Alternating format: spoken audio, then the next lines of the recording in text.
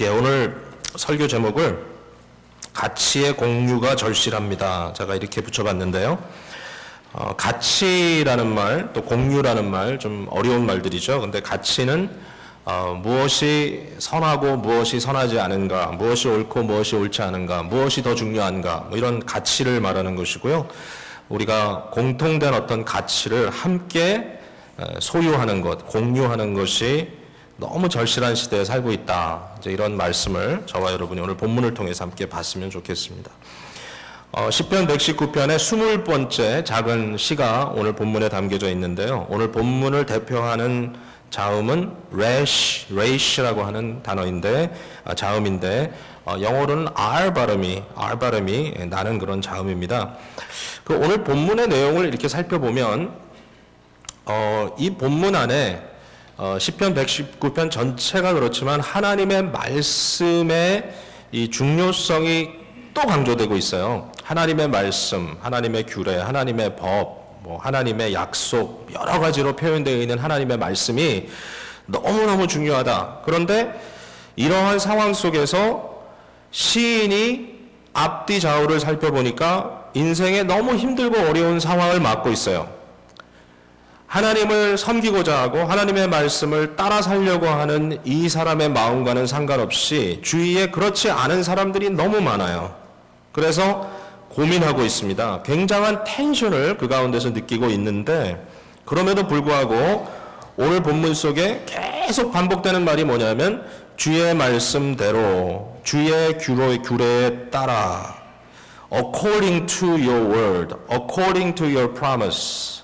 결국 내가 나의 삶을 어떻게 살아야 할까요? 하나님의 말씀의 기반 위에 세우겠습니다. 하나님의 기반 위에. 결국은 이 시대에 하나님의 그 말씀 위에, 그 기반 위에 함께 삶을 세워가는 교회, 그러한 가정, 그러한 공동체가 절실히 필요하고, 아울러 그런 사회도 너무 절실히 필요한 그런 상황에 우리가 살고 있다라고 하는 그런 사실입니다. 시편 11편 3절에 보면 이런 말이 나와요. 터가 무너지면 의인이 무엇을 하랴. 너무 비장한 질문입니다. 터가 무너지면, 파운데이션이 컬랩스 되면, if the foundations are destroyed, 함께 살아갈 수 있는 기반이 무너져 버리면 의인은 어떻게 해야 되느냐? 여러분, 그러한 상황이 오늘 이런저런 모습 속에 드러나고 있습니다. 이 세상은 하나님이 창조하셨고요. 이 세상을 창조하신 하나님은 창조주로서 인간들에게 놀라운 선물을 주셨어요. 하나님 자신의 형상을 인간에게 부어주셨어요. 그래서 인간은요, 아무리 부족한 가운데 있다 할지라도 우리 속에 무시할 수 없는 양심 또는 도덕성이 존재하고 있습니다. 이것은 창조주의 섭리입니다. 우리가 우리의 양심이나 도덕성을 가지고 구원을 받는 건 아니에요. 그것이 구원할 수 있는 그 자체의 도구가 되진 않아요. 그러나 우리의 죄성을 깨닫게 되고, 우리의 잘못을 깨닫게 되고, 죄를 억제하고 사회가 유지되고, 궁극적으로는 예수 그리스도를 통하여 우리에게 제시되어 있는 구원의 길로 가도록 하는 방향성을 제시해 주는 것은 사실입니다. 근데 이 사회가, 오늘날 우리가 살고 있는 현장이 도덕성이 무시당하는 사회가 아닌가라는 그런 아픔을 우리들이 갖고 있습니다. 기본기도 되지 않는 인간들, 그 망가진 모습 때문에 우리는 가끔 아찔아찔 괴로워합니다. 여러분, 요새는 묻지마 범죄라는 게 또 있죠. 묻지마 범죄라는 말 들어보셨어요? 한국에서도 그런 말 많이 쓰더라고요. 근데 이게 한국만이 아닙니다. 미국도 마찬가지입니다. 묻지마, 도저히 납득될 만한 아무런 이유를 갖지 않은 끔찍한 범죄를 사람들이 저지르고 있는 거예요.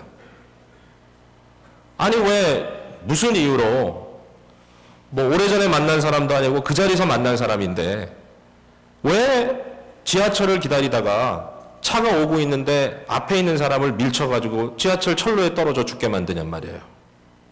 왜 이런 일이 반복되냐? 이상합니다. 납득되지가 않습니다. 도대체 무슨 문제가 있길래 정말 막 무서운 총기들을 들고 어린아이들이 모여있는 초등학교, 그것도 아주 어린아이들이 있는 클래스룸에 들어가서 전혀 반항도 할 수 없는 아이들을 향하여 무차별 사격을 가하냐 이거예요. 20명, 30명씩 죽이냔 말이에요. 이해가 되지 않습니다. 원인을 찾으려고 그래요. 왜? Why? 이런 질문을 많이 하지만 사실상 질문에 대한 답이 나오지 않습니다. 어떻게 인간이 그럴 수 있느냐? 뭐 한국에서는 요새 이 묻지마 범죄 뭐 이렇게 얘기를 하면서요. 뭐 이런 일도 있대요. 그냥 지나가다가 갑자기 칼을 꺼내가지고 옆에 사람 팍팍 근대요. 도대체 이런 일을 당하고 어떻게 불안에 살 수 있느냐 이런 얘기를 하더라고요. 아니 뭐 알던 사람도 아니고 원한이 있는 것도 아니고 내가 뭐 잘못했던 과거가 있어가지고 그것을 찾아와서 복수하는 것도 아니고 뭐 좀 알면 예방이라도 할 텐데 아무런 어떤 예방조차 할 수 없는 이러한 문제가 있다라는 거예요. 사람들의 기본적인 윤리성이 무너지면 어떻게 사회를 지탱해 나갈 수 있을까? 법치가 너무 약해졌다. 뭐 어떤 사람은 그럽니다. 좀 강력한 이런 치안을 해야 된다. 방법은 되겠죠. 독재자의 총과 칼 앞에 두려워 떨면서 아무것도 못하던 시대도 있었으니까요. 뭐 그때도 범죄가 없었던 건 아니겠지만 이러한 강한 압력을 통해서 사람들을 격길로 가지 않도록 만들려고 하는 의도들도 있을 수 있습니다. 그러나 여러분 우리가 알잖아요. 인간은 인격체잖아요. 우리는 개나 소나 돼지가 아닙니다. 억지로 한다고 되지 않습니다. 그죠? 인격체이기 때문에 비인격적인 방법으로 우리의 자유를 억압해가지고는 결과가 잘 나올 수가 없어요. 사람은 억지로 할 수 있는 존재가 아니에요. 저는 그렇게 믿어요. 저는 이 신념이 강했어요. 사실. 그래서 사실 교회에서 성도들과 함께 신앙생활하는 면에서도 억지로 이래라 저래라 강압적으로 하는 것은 별 의미가 없다라는 생각을 많이 했어요. 인간은 인격자이기 때문에 그것이 내면화되고 신앙의 자발성을 가지고 함께 기쁨으로 동참할 때 일이 되는 거지 어떤 상황 속에서 거기에 같이 동조하지 않으면 어떤 나쁜 결과가 생기기 때문에 할 수 없이 하는 그런 것은 저는 좀 인격적이지 않다라고 생각이 들어요.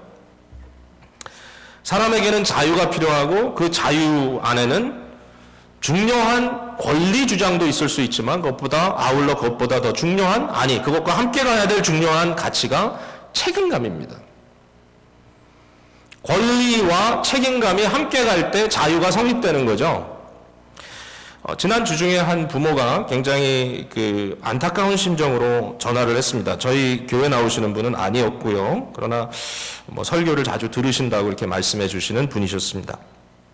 그런데 고민거리가 있어서 상담을 요청했어요. 전화 얘기를 듣다 보니까 굉장히 안타깝더라고요. 한 부모로서 저도 혹시나 남의 일이 아니고 내 일일까 이런 두려움이 있었습니다. 아들이 있는데요. 나이가 꽤 들었습니다. 그런데 이 아들을 부모가 잘 키웠습니다. 지금까지 모자랄 것 없이 최선을 다해서 비록 뭐 상황은 어땠는지 모르지만 부모로서 정말 아낌없이 이 아이를 위해서 가꾸며 사용했습니다. 나이가 다 들었습니다. 미국의 어떤 법적인 면에서 봤을 때는 아무것도 해줄 이유가 없는 그런 성인의 나이가 되었어요. 근데 이 청년이 하루는 자기 어머니에게 당신의 생각은 어떻든지 간에 상관없고 내가 내 맘대로 살겠다. 어떤 삶의 결정을 내렸는데 부모가 도저히 동의할 수가 없습니다. 저도 동의할 수 없는 그런 거였어요. 그래서 결국은 자기 식대로 하겠다. 자기 맘대로 하겠다. 부모가 하지 마. 내가 그거 원치 않아. I don't care. 당신이 나한테 그렇게 얘기할 권리가 없다. 그것까지는 뭐 있을 수 있다고 생각해요. 뭐 그런 아이들 뭐 한둘이 아니니까요. 그런데 문제는 뭐냐면 부모가 질문하는 거는 내가 어떻게 했으면 좋겠습니까? 그 아이에게는 한 달에 이만큼 쓸 용돈이 필요하고 그 다음에 이만큼 학비를 내줘야 됩니다. 이번에도 새 학기 등록을 해야 되니까 그 돈을 내줘야 될 것 같은데 어떻게 하면 좋겠습니까? 제가 그랬어요.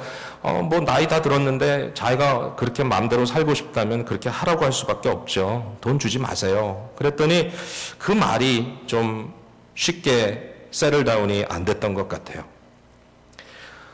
여러분 문제는 뭐냐면요. 이런 상황에서 대화를 나눌 수 있는 커먼 그라운드가 없어요. 무엇을 근거로 해서 이것이 옳다 그르다라고 이야기할 수 있는 판단의 기준도 없어요. 부모는 이렇게 생각하는데 아이는 저렇게 생각해요. 그리고 이렇게 생각하고 저렇게 생각하는 것은 자기의 오피니언일 뿐이지 거기에 대한 어떠한 공통된 그러한 터가 없어요. 대화가 안 돼요. 무엇이 옳고 무엇이 그른지에 대한 판단이 되지 않아요. 그러다 보니까 어떻습니까? 자기 욕구대로 다 요구합니다. 나는 권리가 있어. 부모는 나에게 줘야 될 책임이 있어. 그럼 자기는 뭡니까? 자기는 아무런 책임감이 없어요. 내 식대로 살면 돼. 여러분 왜 그럴까요? 왜 그럴까요?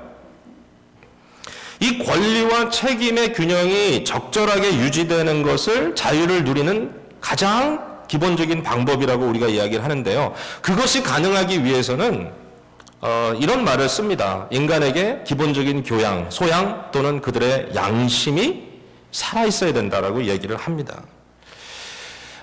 우리 사회도 마찬가지고 우리 한국에도 마찬가지지만 유럽 사회에서 오랜 전통을 가지고 이러한 교양을 지닌, 교양을 쌓고 있는 시민을 세워야 된다고 하는 의지가 굉장히 강했던 것 같아요. 어떻게 사회가 이런 막 묻지마 범죄 같은 엄청난 아무 근거도 없는 일들이 벌어지는 그런 상황으로부터 그것을 막을 수 있는가? 어떻게 하면 되는가? 어떻게 하면 사회가 각자 사람들이 자기가 원하는 대로 마음대로 어떤 나쁜 짓이라도 해버리는, 질러버리는 그런 사람들이 있는 게 아니라 어떻게 하면 좀 정돈된 사회에서 평안하게 우리가 살 수 있는가? 거기에 대해서 좀 교양을 공유한 다수의 중산층이라고 해도 되고 이런 나름대로 뭔가 안정된 어떤 소양을 갖춘 사람들이 필요하다. 이런 아이디어들을 갖고 있었던 것 같아요. 교양도 좋습니다. 그 말도. 그럼 어떻게 하면 이런 교양을 쌓을 수 있는가? 어떻게 하면 사람들에게 이런 소양을 만들어줄 수 있는가? 이것을 저희들은 기독교적인 컨텍스트에서 나온 것이기 때문에 나름 여기에 어떤 창조주 하나님에 대한 의식이 담겨 있다는 생각을 합니다. 미국도 이것이 굉장한 중요한 가치가 아니겠습니까? 근데 그 방법을 한 3가지로 얘기하더라고요. 첫 번째는 뭐냐면요.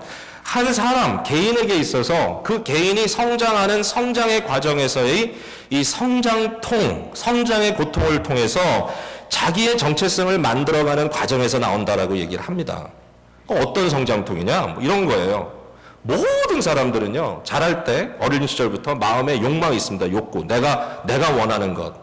어린아이들도 욕구가 있잖아요. 자기 욕심이 있잖아요. 근데 그 반면에 그 욕구를 자꾸만 오버라이드하고 여기에 브레이크를 거는 어떤 양심의 기능이 있습니다. 그 양심의 기능이 주위 상황 속에서 어떤 그 도덕적인 교육을 통해서 더 인포스가 될 수 있겠죠. 어쨌든 이 갈등이 있는 거예요. 그죠? 우리 속에. 저도 자랄 때 보니까 이 갈등이 굉장히 많았던 것 같아요.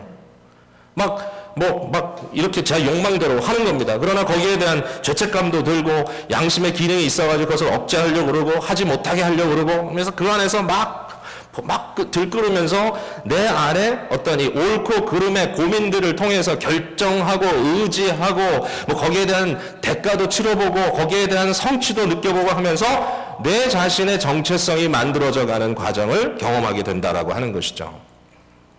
이런 것들을 담은 좋은 소설들이 많이 있으니까 교양교육할 때 보면 그런 소설을 많이 읽어서 좀 이 속사람을 좀 리치하게 만드는 것이 중요하다. 이런 이야기도 하고 있습니다. 정말 그랬던 것 같아요. 제가 이렇게 성장하면서 보면은 어렸을 때부터 지금까지 사실 그 과정 아니겠어요? 내 자신이 정체성을 만들어가는. 그런데 이 과정을 통해서 제 자신을 돌아보면 나쁜 짓도 참 많이 했어요. 정말 많이 나쁜 짓 한 것 같아요. 하지 말아야 될 것도 했는데 그러나 적어도 그 안에 변치 않았던 어떤 형성은 뭐냐면 무엇이 옳고 무엇이 그른가에 대한 기본적인 의식들이 자리 잡았던 것 같아요. 내가 거기에 따라 살지 못하는 것이 안타까웠지만 내가 뭘 해야 되나? 이러면서 아주 어떤 방황이나 방종 속에 아주 판단이 흐려져 있는 그런 상황은 사실 그렇게 많지 않았던 것 같아요. 나름대로 성장통의 과정을 잘 겪어올 수 있도록 환경이 조성되었던 것 같다는 생각도 들어요. 고맙죠. 너무 고마운 일이죠. 특별히 교회라고 하는 컨텍스트 안에서. 자, 그 다음에 두 번째 중요한 이 카테고리는 뭐냐면요. 인간관계예요. 개인의 내면적인 성장도 중요하지만 사람들 관계에서 지지고 볶으면서 정말 서로 이런 갈등 속에 조성되는 관계성, 사회성, 소셜라이제이션의 프로세스가 있다는 거죠. 형제와 자매들 사이에서 이 일이 가장 활발하게 이루어진다는 거예요. 사랑과 관심을 받을 줄도 알지만 베풀 줄도 알고 나와 생각이 다르고 판단이 좀 달라 보이는 사람과도 게럴롱하고 그들을 이해하고 함께 갈 수 있는 것을 배워나가는 사회성의 훈련. 이거는 기본적인 거잖아요. 근데 이것이 기본적인 소양을 만들어내는 중요한 과정이라고 얘기하는 겁니다. 오늘날 부모들이 갖고 있는 문제 중에 하나는 뭐냐면요. 아이가 너무 숫자가 작아요.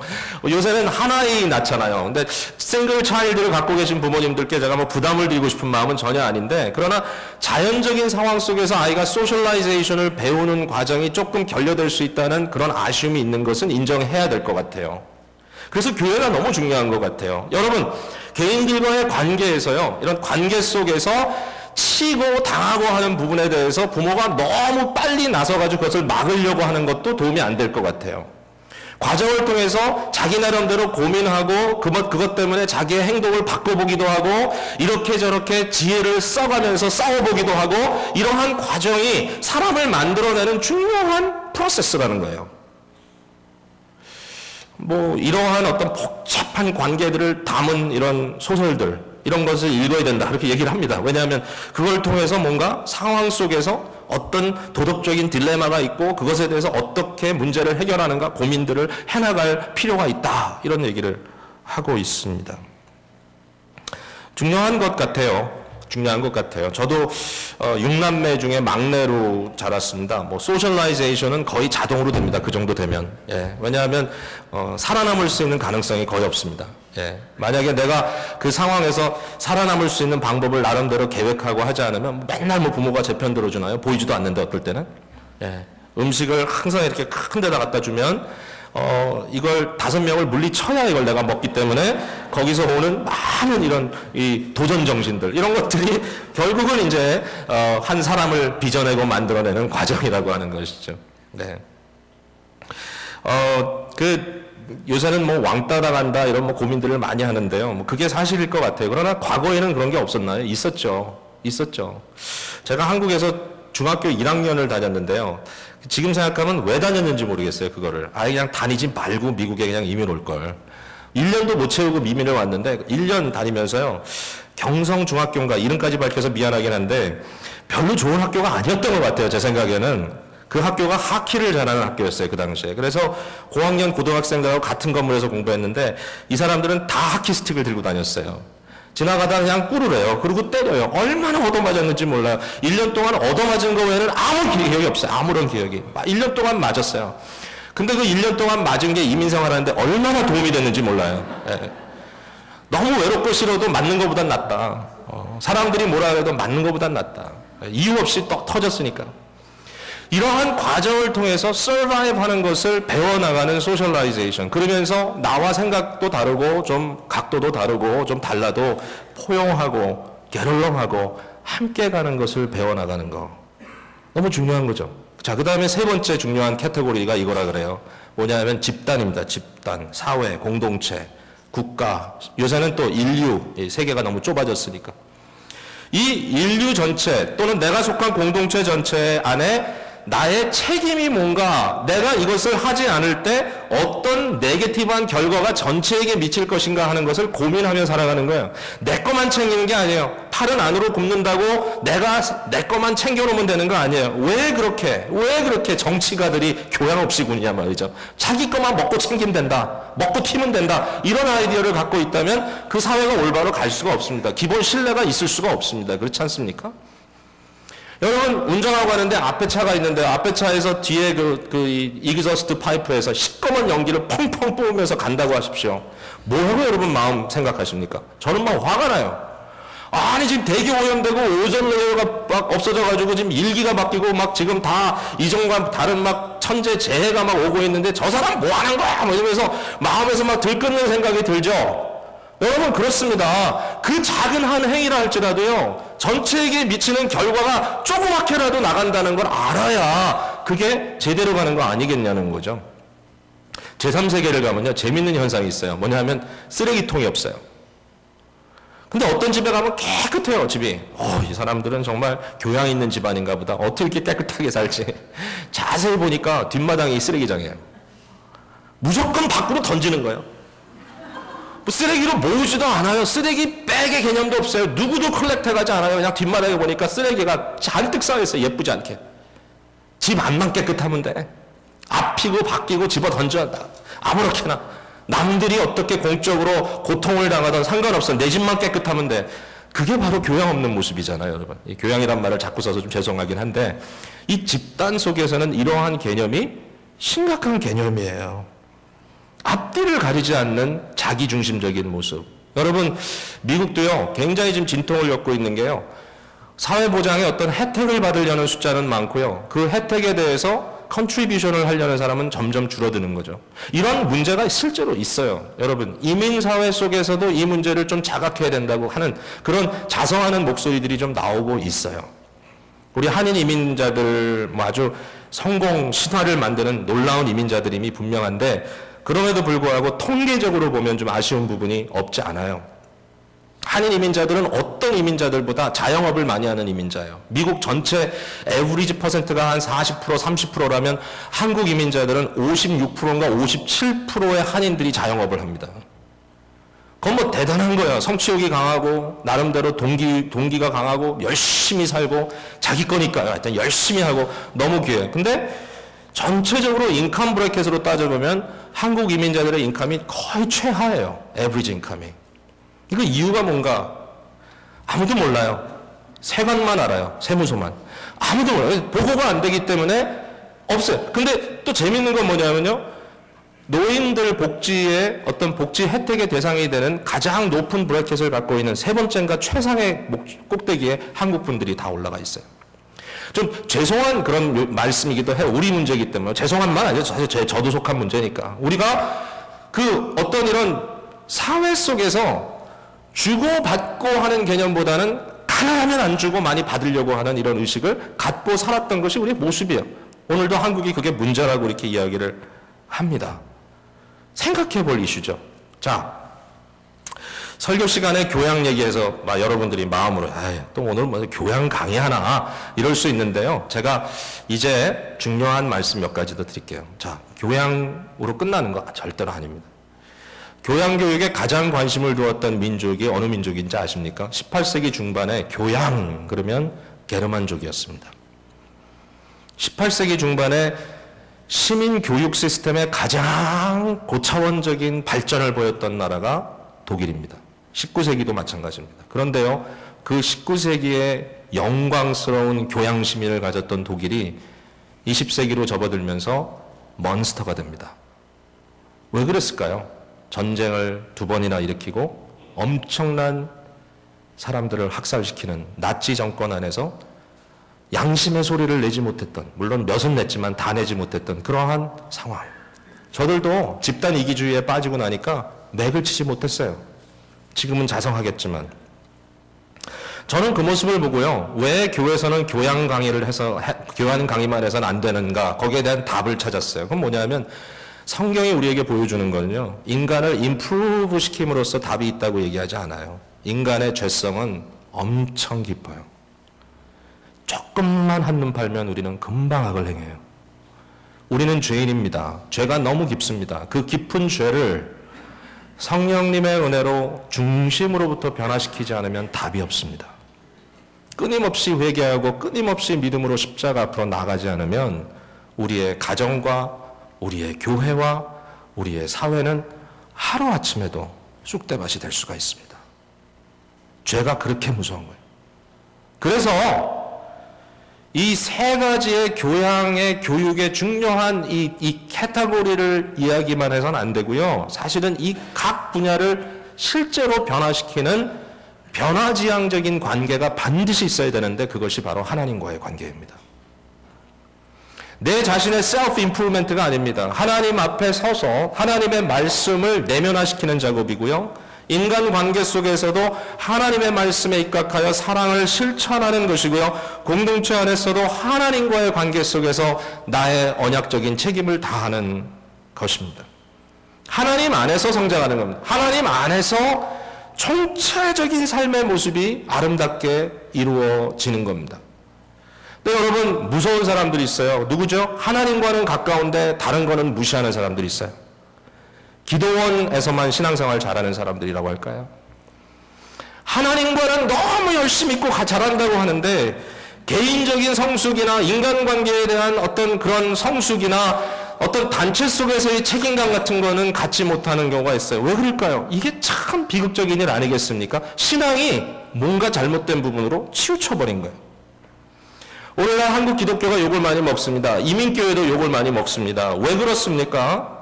그것은 사회 전반에 드러나고 있는 아주 비교양적인 대중의 모습을 교회가 크게 벗어나지 못하고 있기 때문이에요. 교회가 특별히 더 나쁜 건 아니에요. 물론 종교심이 잘못되면 더 나빠질 수도 있어요. 그러나 일반적으로 봤을 때 사회에서도 좀 임프루브 될 만한 그런 부분들이 교회 안에서 여전히 어려움 속에 격동하고 있다는 거예요. 여러분, 대화나 협상 같은 거 중요하잖아요. 사회생활 속에서는. 그런 한국 사회가 양분화되어 있고 아주 이분화되어 있기 때문에 그냥 맨날 싸우고 타협이 없다는 얘기를 하잖아요. 여러분, 타협을 제일 안 하는 집단이 교회잖아요. 교회가 싸우면 어떻게 되죠? 한두 달 갈등하다가 다시 잘 살든가요? 저는 갈라지는 거 더 많이 봤어요. 싸움 나면. 같이 못 살아요. 교회 안에 개인주의, 부족주의, 이 사람은 내 사람, 저 사람은 제 사람. 그게 어떤 이유인지 모르겠어요. 이 부족주의, 트라이벌리즘이 한국 사회를 물들고 있다 그래요. 많이 좋아진다 그러지만 아직도 지역주의, 학벌주의, 하여튼 이런 걸로 해가지고 내 사람, 네 사람, 자기 사람은 너무너무 위하는데 내 사람이 아니면 그냥 완전히 이방인 취급해버리는. 이타적으로 생각하고 전체를 살리는 그런 것보다는 나만 잘 되면 된다고 하는 몰상식한 생각 때문에 결국은 더 심각한 문제 속으로 빠져들어가는 그런 것들. 그게 안타깝게도 교회 안에서 그대로 답습되고 있다라고 하는 것 때문에 그토록 우리는 힘들어하고 있다는 것입니다. 사랑하는 성도 여러분, 우리가 어떻게 해야 되겠습니까? 오늘 본문 말씀 속에 주의 말씀대로가 강조됩니다. 시인은요, 몇 가지 얘기를 하고 있어요. 157절에 보니까 이런 얘기를 해요. 나는 하나님의 말씀을 떠나지 아니하였습니다. 주의 증거들을. 하나님의 말씀을 붙들고 사는 거예요. 우리의 삶 속에, 우리의 가정 안에, 우리의 자녀들 앞에서 하나님의 말씀을 붙드는 거예요. 아버지로서 말씀을 붙드는 거예요. 자녀들과 모이면 힘들어도 성경 한 구절 준비했다가 밥 먹기 전에 한 구절이라도 읽고 하나님의 말씀을 중심에 뒀다고 하는 의지적인 강조를 하면서 살아가는 모습. 하나님의 말씀이 중심에 와 있어야 돼. 하나님의 말씀의 중요성이 끊임없이 강조돼야 돼. 하나님의 말씀을 따라 나는 살려고 적어도 애를 쓰고 있다. 하나님의 말씀이 우리의 기준이다. 말씀을 떠나서는 안 된다. 이러한 기본적인 의지가 여러분의 가정 안에, 교회 안에 뿌리내리고 있어야지 그냥 재밌게 살자, 좋게 살자, 좋은 게 좋은 거 아니냐, 이렇게 할 수 없는 시대라는 거예요. 사회가 만들어주지 않아요. 퍼블릭 에듀케이션이 우리 자녀들을 도덕적으로 만들지 않아요. 전부 다 허스트한 아주 어렵고 힘든 상황 속에 우리가 지금 끼어들어와 있다는 사실입니다. 158절에 보니까 이런 말이 있습니다. 주의 말씀을 지키지 아니하는 거짓된 자들을 내가 보고 슬퍼하였습니다. 우리의 가정 안에 하나님의 말씀이 세워지지 않고 또 사회 속에 악이 있는 모습을 볼 때 정말 부모들이 그것 때문에 슬퍼하는 모습, 함께 슬퍼하는 모습, 돈이 없어서 우는 게 아니라 어처구니 없는 범죄 행위들이 일어나고 또 사람들이 하나님을 찾지 않고 바라지 않는 것 때문에 눈물을 흘릴 수 있는 집안. 어떻게 서구에 있는 교인들에게 당신은 어떻게 신앙을 배우고 어떻게 선교를 배웠냐 그러면 그들이 하는 얘기가 있어요. 우리 가정에서는 부모님들이 자기와는 전혀 상관없는 것 같은 중국, 북한에 대해서, 그래서 북한에 대해서 기도하는 백인들 참 많은 것 같아 보니까, 백인 크리스찬들. 그걸 놓고 가정에서 북한을 위해서 눈물로 기도하고. 어떻게 그럴 수 있을까? 우리도 잘 못하는데. 하나님의 말씀이 배척되는 것 때문에 슬퍼하고 거기에 마음을 쏟을 수 있는 그러한 강조들이 일어나야 된다. 뿐만 아니라 152절에 9절에 보니까 내가 주의 법도들을 사랑함을 보옵소서. 하나님의 말씀을 사랑하는 것, 하나님의 말씀의 가치를 인정하고 사랑하는 마음, 정말 주의 말씀을 최우시하는, 주의 말씀을 배우려고 하고 주의 말씀을 내 삶에 가까이 두고 이 말씀과 함께 동행하려고 하는 이러한 모습들이 말씀대로 살겠습니다 라고 하는 오늘 저와 여러분에게 너무너무 중요한 내용입니다. 그리스도의 사람이 누구냐? 그리스도의 사람은 그리스도를 따르는 사람입니다. 제자입니다. 그리스도의 제자는 그리스도를 보고 그가 하신 일을 따라가는 사람입니다. 그리스도는 누구냐 하면은 하나님의 말씀이 육신을 입고 인격자로 이 세상에 오신 분이 예수님이십니다. 자, 오늘 본문에 보면 이런 말이 나와요. 160절에 주의 말씀의 강령은 진리이오니. 강령이란 말은 종합, 말씀을 다 합쳐놓으면 이것이 진리입니다. 주의 말씀의 강령, 대강령, 진리입니다. 이런 말인데요. 여기 강령이라는 말을 우리가 잘 생각해 보면 예수님이 자기가 바로 그 강령이라고 얘기하셨어요. 누가복음에도 그런 얘기를 하셨습니다. 선지자와 모세의 율법과 선지자와 시편의 모든 말씀이 나에 대한 것이다. 예수님입니다. 예수님. 예수님은 시편 119편 160절이 자기에 대한 얘기임을 아셨습니다. 그래서 이것은 나에 대한 것이다 라고 얘기했어요. 영원합니다. 예수님이 영원합니다. 예수님이 우리의 중심입니다.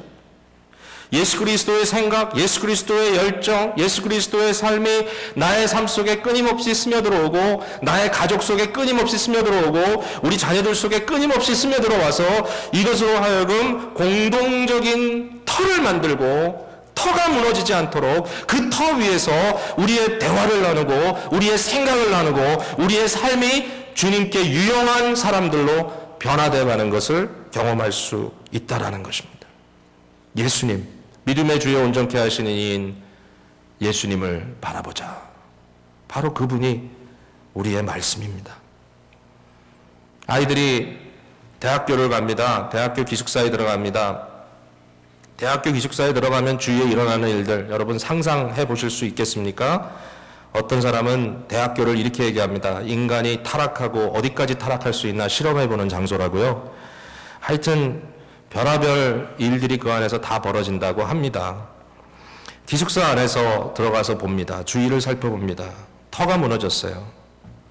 그 상황 속에서 내가 어떻게 해야 될까? 여러분, 그 자녀들이 비록 유혹에 넘어갈 수도 있고 잠시 흔들릴 수도 있지만 적어도 그들 마음 중심에 나는 예수님만 바라보겠습니다 라는 고백이 생기지 않으면 여러분, 신앙의 전수는 이루어지지 않습니다. 오늘날 교회 청년들 세상의 여러 가지 잘못된 문화들을 그대로 답습하면서 살아갈 수 없습니다. 여러분 인조할 수 있어요. 문화를 즐길 수 있어요. 그러나 죄를 따라가지는 마셔야 돼요. 어떻게 할까요? 예수님을 바라보는 새로운 세대가 등장해야 합니다. 우리 모두에게 예수님을 바라보는 새로운 교회 문화가 일어나야 합니다.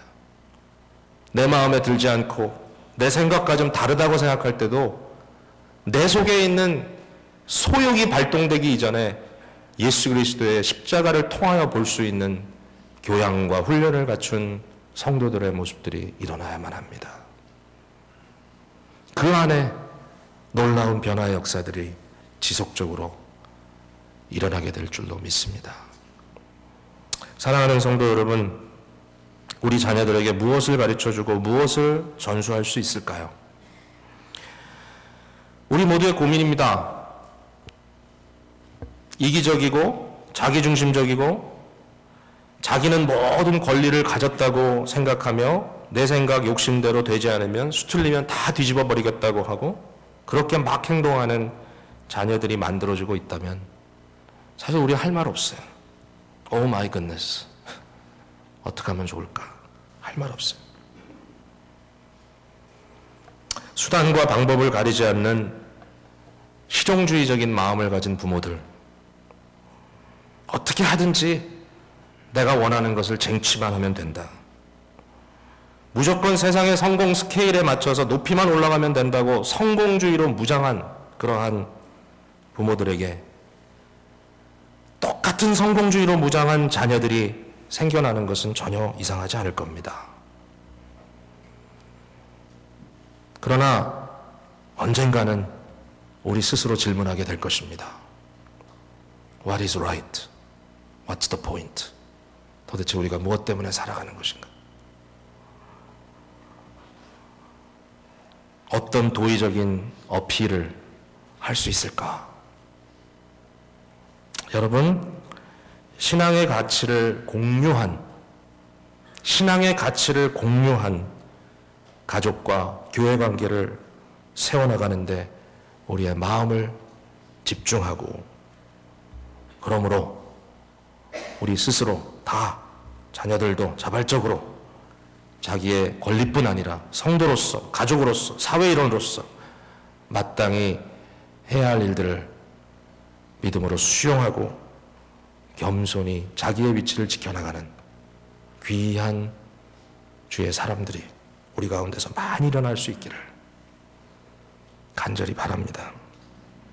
이런 마음으로 새로운 한 해를 믿음으로 신중하게 기도하며 시작하는 저와 여러분이 되기를 주님의 이름으로 축복합니다. 아멘. 기도하겠습니다.